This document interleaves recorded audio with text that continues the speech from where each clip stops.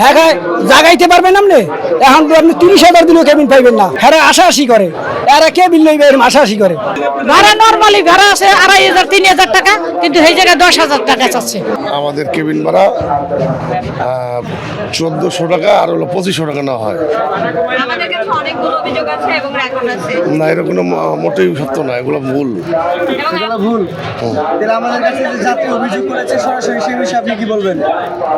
সে যাত্রীকে সামনে নিয়ে আসেন, যাত্রীদের সামনে নিয়ে আসেন সামনে থেকে।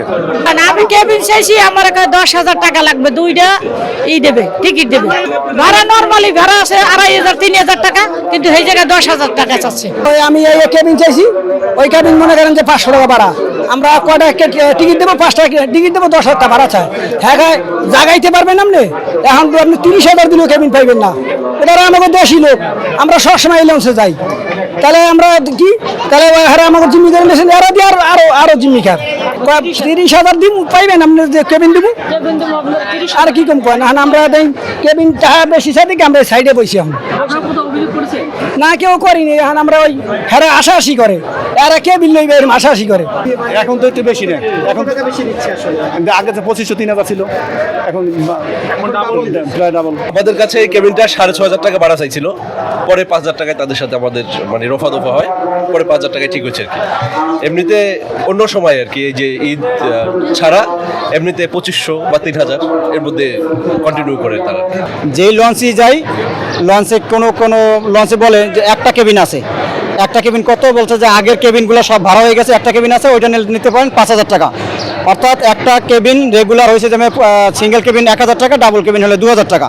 ওনারা ডাবল কেবিন চায় 5,000 টাকা। ওই একটা কেবিন একজনে ভাড়া দেওয়ার পরে আবার আরেকজন আসলে বলে একটা কেবিনই আছে, অর্থাৎ সেটাও 5,000 টাকা। ওইটা আবার ভাড়া একজন 5,000 নিলে আবার ওই একটা কেবিন আছে, অর্থাৎ ওনাদের সিন্ডিকেট হয়েছে ওই একটা কেবিনের পর আর 2টা কেবিন হয় না। অর্থাৎ লোকের কাছ থেকে সেই ডাবল ভাড়া মানে ডাবলেরও বেশি নেওয়ার জন্য ওরা সবসময় একটা কেবিন দেখায়, বলে যে একটা কেবিন আছে আর সব ফিল আপ হয়ে গেছে। স্টাফ কেবিন 5,000 টাকা ভাড়া হবে, এর মধ্যে 3 জন লোক থাকতে পারে, 3 থেকে 4 জন লোক, এটা 5,000 টাকা ভাড়া। বড় স্টাফ কেবিন বড় ছোট আছে, স্টাফ কেবিন সপ্তাহে এক না, স্টাফ কেবিন 2 জন আছে, 3 জন আছে, 4 জন আছে। আপনার রেগুলার আমাদের শোনেন, রেগুলার আমাদের কেবিন নির্ধারণ কোনো মানে ভাড়া করা নাই। আমাদের স্টাফ আমরা বাড়িতে টান এটা নিয়ে আমাদের স্টাফ কেবিন জিজ্ঞেস করেছি যে 3 বেডের যে কেবিনটা স্টাফের কেবিন বলছেন ওটা আপনি রেগুলার কত রাখেন? রেগুলার ওইটা কোনো নির্ধারিত না আমাদের। আমরা 3 জন মনে করেন 2,200 3,000 টাকা দেই 3 জন। কত করে দিয়ে? আজকে একটু বেশি দেই, আমি খালি চলে আজকে দিচ্ছি মনে করেন 3,500 4,000 টাকা করে দিচ্ছি, 3,000 4,000। আজকে যাবো তাদেরকে নিয়ে আসবো খালি চলে। আমাদের স্টাফের সাথে এখন বিয়ের কোনো আমাদের বলে নাই যে আমাদের স্টাফ কেবিন কোম্পানি যাতে ভাড়া দিতে দেবো।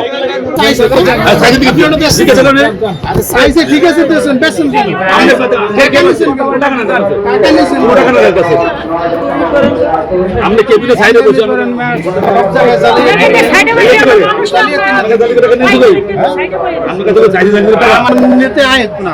আমাদের কেবিন স্টাফের কোম্পানি কেবিন ভাড়া আমরা সবসময় রেটে দিতেছেন। আপনি একটা কেবিন স্টাফ হিসাবে পান, হ্যাঁ, সেটা তো হচ্ছে আপনি ওই নির্ধারিত ভাড়ার উপরে আপনি যেতে পারেন না। আমরা আজটা যখন আমরা ইচ্ছে রুমে সচরাচর আমাদের যখন কোম্পানি কেবিন থাকে, কোম্পানি কেবিন, তখন আমাদের কেবিন ওনারা ভাড়া খায় কোম্পানির অর্ধেক। যেমন ডেকের ভাড়া আমরা আমাদের সুপারি কেবিন 600 টাকা ভাড়া দিচ্ছি, ডেকের ভাড়া 500 টাকা 600 টাকা দিচ্ছি। এদিকে তো আমার কোনো কোম্পানি কেবিন আমরা আমাকে দিয়ে দেন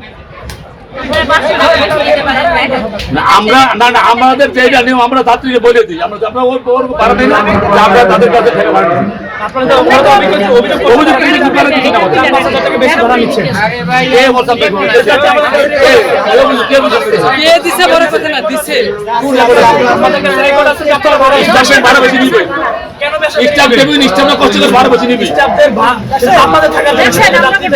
আমাদের কোম্পানি যে আমাদের যে বেতন দেয়, কোম্পানি আমাদেরকে 9,000 টাকা বেতন দেয়, 9,030 টাকা।